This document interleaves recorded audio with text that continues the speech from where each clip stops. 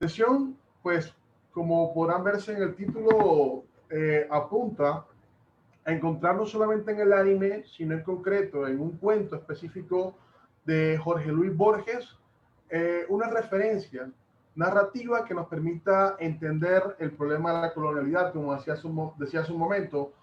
Mi intervención va a estar estructurada en cuatro partes. En el primero de estos apartes quisiera empezar con un poema de Aimé Césaire, poeta martiniqueño, uno de los grandes intelectuales del movimiento de la negritud, y de toda la teoría de la creolización, eh, quien me va a permitir a partir de un poema pensar lo que he querido llamar historias encontradas, que es precisamente esta negación de la temporalidad simultánea frente a la diferencia. Ya quien me antecedió en el uso de la palabra, creo yo que dio muchísimas luces sobre la problemática que voy a estar abordando en relación a la manera en la cual Occidente se relaciona con la alteridad. Es sobre eso que voy a estar hablando puntualmente. En el segundo parte me concentraré en concreto en Ataques de Titanes y en el cuento Animales en el Espejo, leyéndolos a ambos como narrativas en torno a la construcción del otro, a la construcción de la otredad, para luego reflexionar a partir de la filosofía de Theodor Adorno la manera en la cual esta otredad es construida en cada una de estas narrativas. Y finalmente reivindicar algunas posturas teórico-políticas asociadas con el movimiento decolonial como forma de expresar resistencia epistémica, y que de una u otra manera también encuentran un correlato ya no en las narrativas de los animes y los cuentos, sino en la experiencia que hoy por hoy encontramos en las calles de este país. En esa orden de idea, vamos a empezar inmediatamente con el tema de Aimé Césaire. Aquí está el poema que Aimé Césaire, claramente haciendo eco a la publicación del influyente libro de Sarah Lee James titulado Los Jacobinos Negros, que narra la gesta heroica de Haití en su proceso de liberación y en la construcción básicamente de la primera constitución, eh, la primera constitución de un territorio, la primera constitución de un territorio libre en América Latina. Esta experiencia va a marcar mucho el pensamiento, sobre todo de la negritud. Y aquí encontramos un poema que Aimé Césaire trae y que lo leo a continuación. Dice: lo que es mío es un hombre prisionero de blanco, es un hombre que desafía los gritos blancos de la muerte blanca. Toussaint, Toussaint Louverture. Es un hombre solo que fascina al gavilán blanco de la muerte blanca. Es un hombre solo que en el mar infecundo de arena blanca es un mulato viejo que se levanta contra las aguas del cielo. En este fragmento del poema titulado Cuaderno de un retorno al país natal, podemos destacar dos aspectos. El primero de estos aspectos es de naturaleza puramente formal y que salta a la vista. Me refiero a la irrupción, entre paréntesis, del nombre de Toussaint Louverture. Toussaint Louverture sería precisamente ese hombre solo del cual nos habla el poema.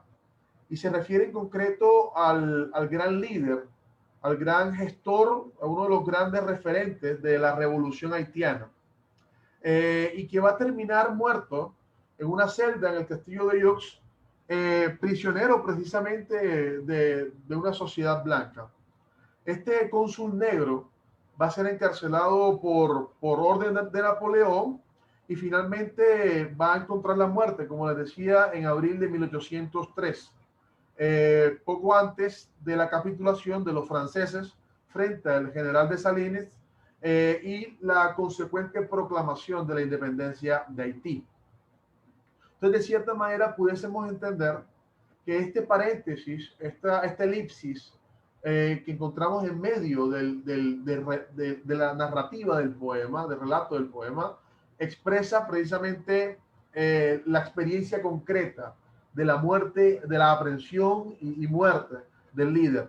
Pero pudiésemos también leer el poema desde una perspectiva, de una hermenéutica un poco más profunda y entender que la cárcel blanca a la que apunta el poema, a la que se refiere Aimé Césaire, debe ser entendida no como la cárcel física en la cual estuvo Toussaint Louverture y en la cual murió en el castillo de York, sino por el contrario, la cárcel blanca es la historia misma, es la historia que es narrada precisamente desde los horizontes de una razón occidental al interior de la cual precisamente todos deben encontrar su propio lugar, naturalmente a partir de estructuras de racialización, a partir de estructuras de dominación, de subalternización. Luego entonces esa aprehensión, esa cárcel a la cual se estaría haciendo alusión, en vez de ser, sería esa macrohistoria al interior de la cual cada uno de los pueblos deben ubicar su propia historia y desde ese lugar tratar de establecer una estrategia desafiante de insurrección anticolonial. Y esta estrategia de insurrección anticolonial estaría apuntando precisamente a despertar el potencial emancipador que la razón occidental y la historia universal construida a partir de relatos modernos niega o invisibiliza en muchos casos. Luego entonces la historia del pueblo que representa a Toussaint Louverture quedaría siempre, digamos, puesta entre paréntesis. Es decir, ni más ni menos que ahora supeditada a la lógica de la razón moderna. El ingreso a la modernidad por parte de estos sectores sociales va a ser una experiencia totalmente traumática. Va a ser una experiencia que va a estar mediada principalmente por la violencia sacrificial, es decir, por la violencia en nombre de algo mucho mayor, como sería el progreso, como sería el desarrollo o como sería la razón misma. Esta experiencia de ingreso a la modernidad también establecería una visión del tiempo en la cual se niega la heterogeneidad, es decir, estaríamos frente a una visión del tiempo homogénea, donde por supuesto el referente temporal lo establecerían los países del centro, en esa época los países europeos, y a partir de esa experiencia de la temporalidad, las demás naciones, los demás grupos humanos deberán encontrar su propio tiempo. Entonces vamos a ver que aunque estamos en un mismo año, cada uno de los pueblos tiene temporalidades diferentes en atención al referente que sería la sociedad europea. Luego entonces las naciones que tendrían contextos culturales diferentes estarían de cierta manera en una etapa de infancia frente a Europa. En una etapa luego sería denominado subdesarrollo y es lo que hoy se denomina precisamente países en vías de desarrollo. Es decir, es la imposibilidad de entender la diferencia como simple diferencia, sino que por el contrario la diferencia es entendida como inferioridad. Y esta lógica que expresa precisamente la imposibilidad de traducir la diferencia como simple alteridad y que apunta a reducir la misma a una forma de identidad inferiorizada, es la que se logra o se consolida a partir de los diferentes procesos de construcción discursiva de la realidad social. Todo proceso de construcción identitaria es esencialmente un proceso lingüístico de construcción. Y este proceso lingüístico está mediado esencialmente por estructuras de poder y por escenarios de decisionismo político. Toda abstracción es esencialmente lingüística, por lo tanto, el lenguaje, al ser un elemento clave de la realidad social, un elemento articulador de las relaciones sociales, hace parte, digamos, de todo ese entramado de poder que está lejos de ser natural, que por el contrario es una construcción social y que por tanto le viene, más bien le es sobrepuesto al sujeto desde afuera. Y esta imposición del lenguaje como una estructura que nos viene desde afuera, de cierta manera hace que los procesos que al interior de ese lenguaje podamos construir ya estén presos de ciertas patologías, ya estén presos de ciertas trampas. Ya el caballo de Troya está dentro de nosotros, porque estamos pensándonos a nosotros mismos desde las coordenadas lingüísticas que el victimario logró establecer como naturales. Luego entonces, la lección clave en este punto es que en el proceso de construcción de identidad del ser humano y de los grupos humanos, el lenguaje comienza a establecerse como un elemento, digamos, estructural, y que ese lenguaje, al no ser sometido al matiz de la crítica, al matiz de la evaluación precisamente por parte de colectivos subalternos, que a través de un proceso de empoderamiento resignifican el mismo, al no haber agotado esta instancia, este lenguaje termina reproduciendo o naturalizando ciertas formas de ser, que son las formas de ser que al victimario, que el victimario le interesa que sean naturalizadas en el marco de la realidad social. La antipsiquiatría, Robert Lane, en concreto este famoso antipsiquiatra, nos enseñaría que el imperativo más fuerte que uno le puede dar a una persona no es tanto decirle tú debes ser esto o tú debes hacer lo otro, sino decirle tú eres esto. Es decir, cuando tú le dices a una persona tú eres esto, es un imperativo mucho más profundo, mucho más fuerte que el imperativo de decirle tú debes ser esto. O sea, decirle a un niño tú eres inteligente es más fuerte psicológicamente que decirle tú debes ser inteligente, porque no se supone que el niño tenga que esforzarse por ser lo que ya se supone que es. Entonces, teniendo en cuenta esta lección y la forma en la que se ha construido las diferentes narrativas alrededor de los proyectos nacionales y la manera en la cual la construcción narrativa de los proyectos nacionales hace parte a su vez de un proyecto global de construcción desde la época colonial de instancias de inferiorización y de subalternización, que ahora mismo, pues por cuestión de tiempo no alcanzamos a detallar una por una, hace que esencialmente asistamos a un orden simbólico absolutamente hostil.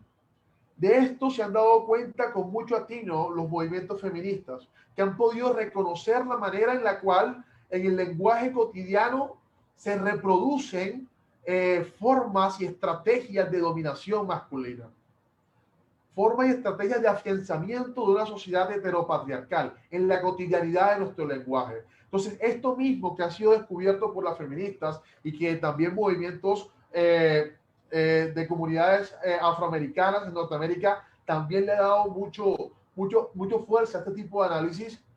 En la experiencia colonial sucede exactamente igual,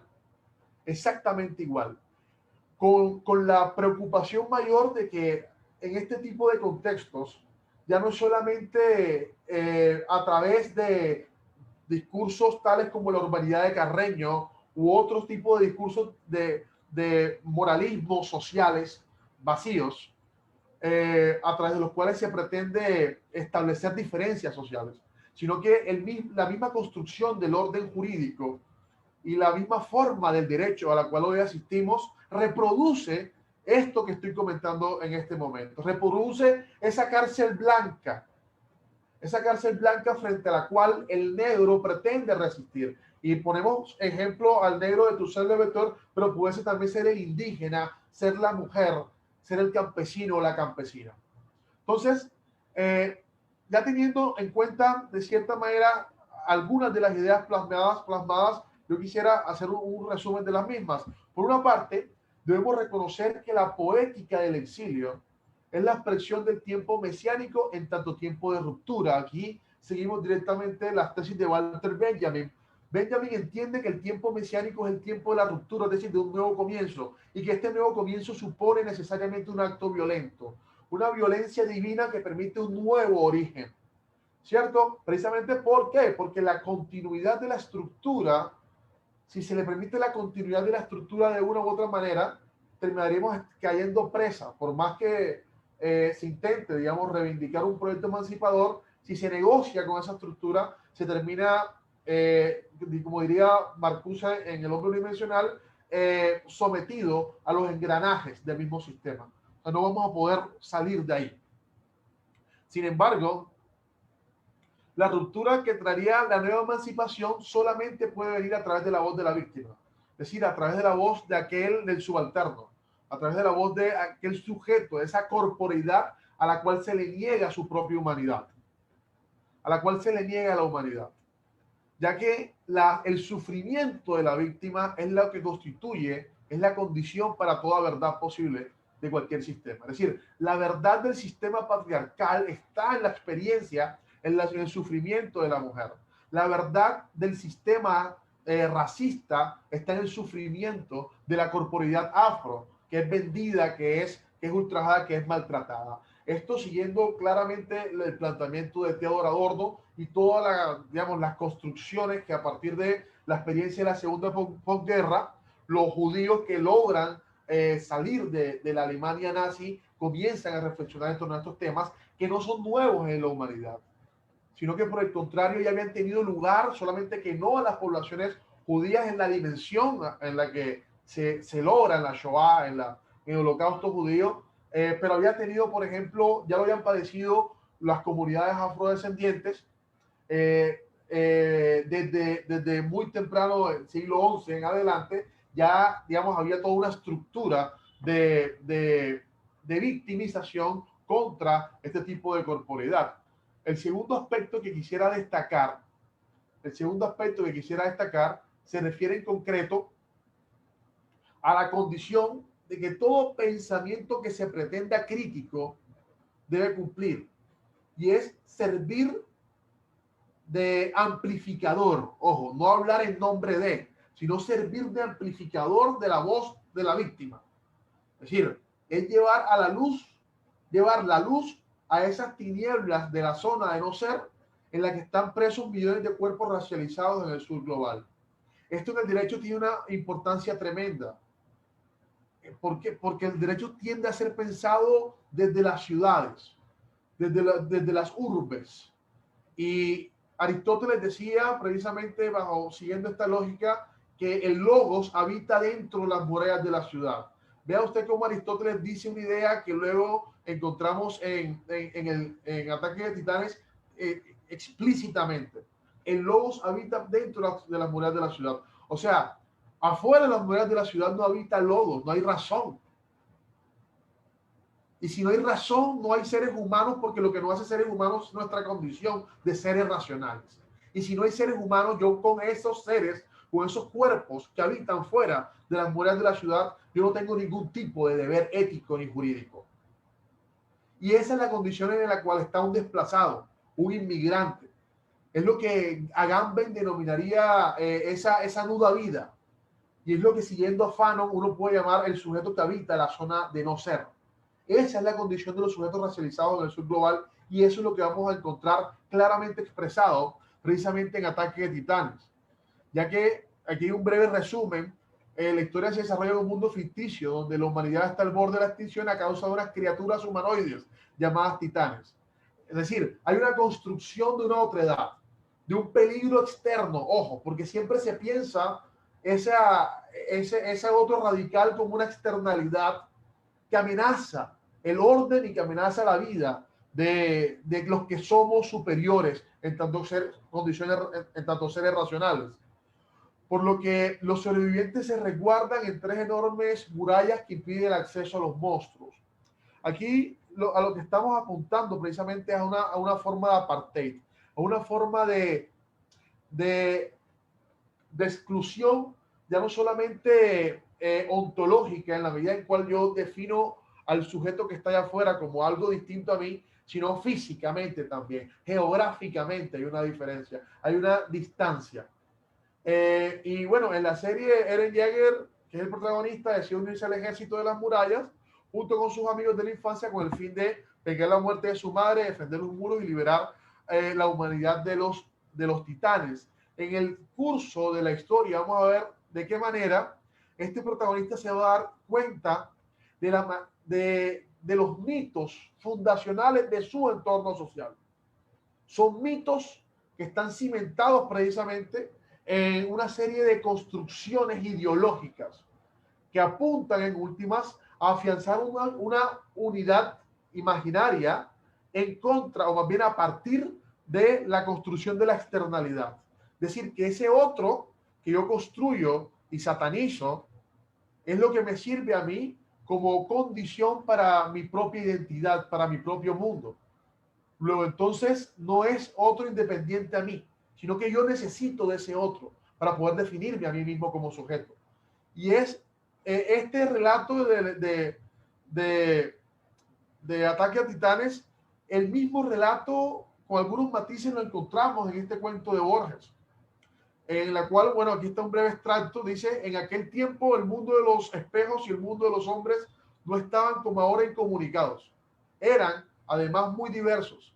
No coincidían ni los seres, ni los colores, ni la forma. Es decir, en los espejos había un mundo y acá, en este otro lado del espejo, había otro mundo. Ambos reinos, el especular y el humano, vivían en paz. Se entraba y se salía por los espejos. Una noche, la gente del espejo invadió la tierra. Su fuerza era grande, pero al cabo de sangrientas batallas, las artes mágicas del emperador amarillo prevalecieron. Este rechazo a los invasores los encarceló. Este rechazó a los invasores, los encarceló en los espejos y les impuso la tarea de repetir, con una especie de sueño, todos los actos de los hombres. Los privó de su fuerza y de su figura y los redujo a meros reflejos serviles. Un día, sin embargo, dice Borges, sacudirán este letargo mágico. El primero en despertar será el pez. En el fondo de los espejos percibiremos unas líneas muy tenues y el color de esta línea no será un color parecido a ningún otro que encontremos en este plano. Después irán despertando las otras formas. Gradualmente diferirán de nosotros. Gradualmente no nos imitarán. Romperán las barreras del vidrio o del metal y esta vez no serán vencidas. Junto a las criaturas de los espejos combatirán también las criaturas de las aguas. Dice Borges, continuando el cuento, que cuando esta guerra esté próxima a empezar, cuando nos veamos en el espejo, vamos a escuchar los crujidos de las armas detrás del espejo. Entonces estamos viendo que acá en el cuento de Borges también hay una construcción narrativa de un otro. Pero Borges va más allá. Este otro, al igual que en Ataque de Titanes, claramente es expresado como radicalmente diferente. ¿Cierto? Pero a diferencia de Ataque de Titanes, Borges va un poco más allá. Y dice que al finalizar de la guerra no solamente se ubica en un lugar específico, con una barrera que es el espejo, sino que además a través de un hechizo se lo somete. ¿Se lo somete a qué? A servir de reflejo. A servir del reflejo del otro que ha logrado la victoria. A servir de reflejo del otro que ha logrado la victoria.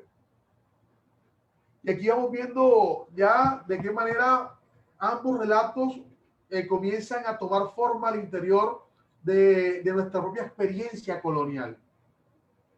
La forma en la que a partir de la experiencia de la conquista se construye todo un relato alrededor de aquellos sujetos que son encontrados no, más bien los sujetos que encuentran a Colón perdido en el Atlántico, y la forma en la que todas las narrativas de la ciencia eurocéntrica comienza a establecer, comienza a asignar, a señalar y a definir un mundo social donde ellos se establecen a sí mismos como el referente en tanto al tiempo como en el espacio. Y digo en el espacio porque si usted se da cuenta, los mapas, todos los mapas ponen a Europa en el centro. Si el mundo es circular, si el mundo es una esfera, pues no habría centro. Luego entonces no es natural que Europa esté en el centro del mundo. Esa cartografía ya es una cartografía que revela o que devela una estrategia de poder, estableciéndose a sí mismo como el referente de todo lo humano y estableciéndose a sí mismo como la frontera que diferencia lo humano de lo no humano. Entonces, esta idea va a ser bien importante porque es lo que nos permite conectar nuestra experiencia colonial con la manera en la cual Ataque a Titanes construye también su relato. Decíamos que en Ataque a Titanes se pretende independizar el relato, la narrativa de los titanes frente a los relatos de la narrativa de las personas que viven en la ciudad. Sin embargo, conforme se desarrolla la serie, comienza uno a darse cuenta de que están íntimamente ligadas. Es lo mismo que el pensamiento decolonial ha logrado poner en evidencia. La condición empírica, ya vamos a ver esto en un momento, de la modernidad es precisamente la conquista.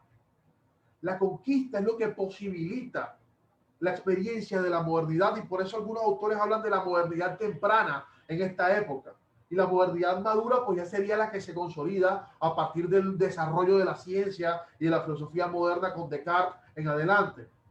Pero el ego cogito cartesiano, el yo pienso cartesiano, tiene un presupuesto empírico que es el ego coquiro, el yo conquisto. Este encuentro del sujeto europeo con la otredad radical es la que le permite al sujeto europeo afianzarse en su identidad y por tanto descubrir lo que en palabras de Horkheimer es el invaluable conocimiento de sí mismo, es decir, el nacimiento del individuo. El nacimiento del individuo se produce en el momento en el que puede, en el que se encuentra con un otro diferente a él y lo somete. Y lo somete. En ese sentido, la violencia estructural, la violencia sacrificial, tanto discursiva, la narrativa violenta como práctica, es un presupuesto de la razón moderna.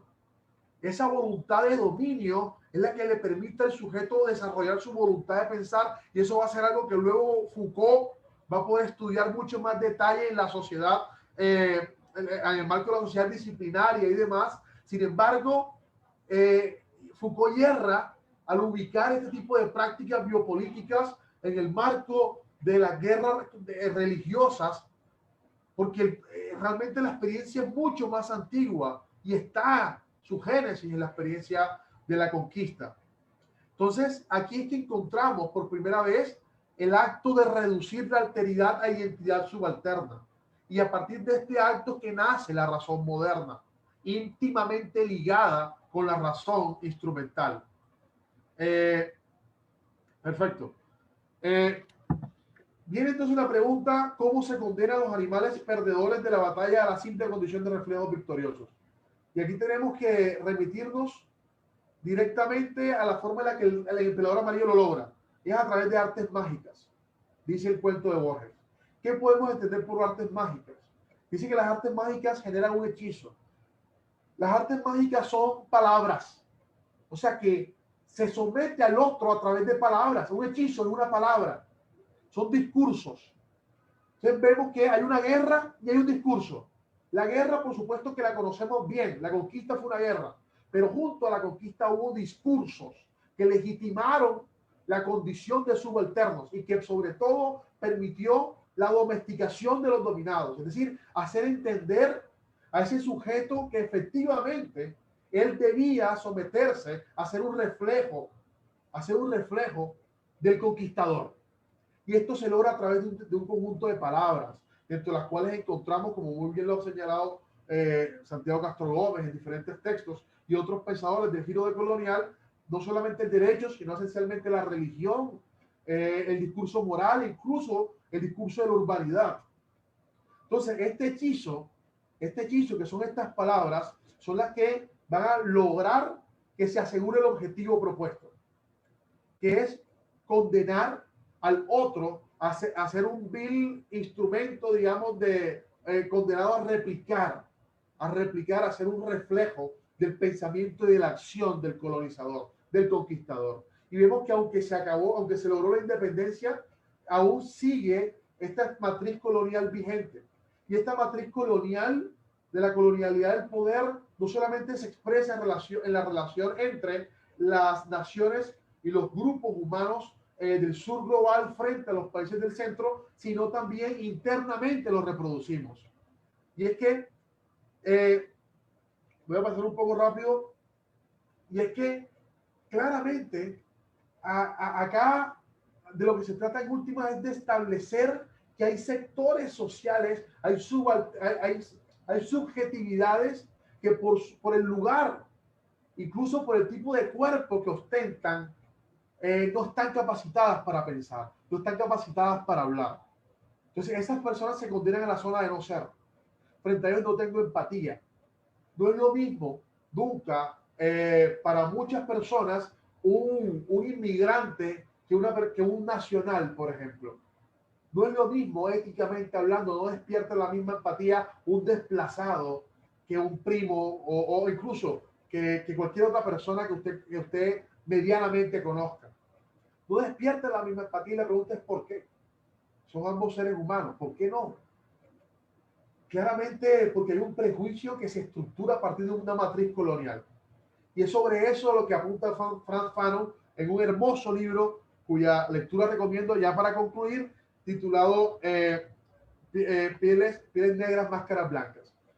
En este libro y en Los Condenados de la Tierra, Frantz Fanon irá un paso más allá del análisis que hace Adorno y va a poder pensar ahora desde la negritud, es decir, desde el titán, desde aquel sujeto condenado, racializado, a servir de reflejo. Desde ahí va a pensar las condiciones para una verdadera emancipación. Y es que, y en la conclusión de Fanon, entre otras cosas, es a través de un acto de violencia. Violencia instrumental o violencia simbólica. Es a través de un acto, digamos, de irrupción que se logra mostrar y decir, aquí estoy yo también existo. Y es eso lo que está pasando en las calles. Miles de personas invisibilizadas, miles de personas excluidas de las instancias institucionales son las que hoy están mostrando que existen y que tienen una voz y que su capacidad de sufrimiento no es ilimitada. Y es por eso que yo creo que ya como sociedad hemos empezado a escuchar el crujir de las armas detrás de los espejos. Es decir, aquellos sujetos que otras generaciones condenaron a ser sus reflejos o que los poderosos esperaban que fueran sus simples reflejos, han comenzado a gestionar su resistencia y han comenzado a hablar, por fin, a mostrar que tienen voz. Y es ese precisamente el gesto al cual yo creo que hay que apuntar en los largos procesos de profundización de la democracia en sociedades como la colombiana. Muchas gracias y bueno, lamento extenderme del tiempo.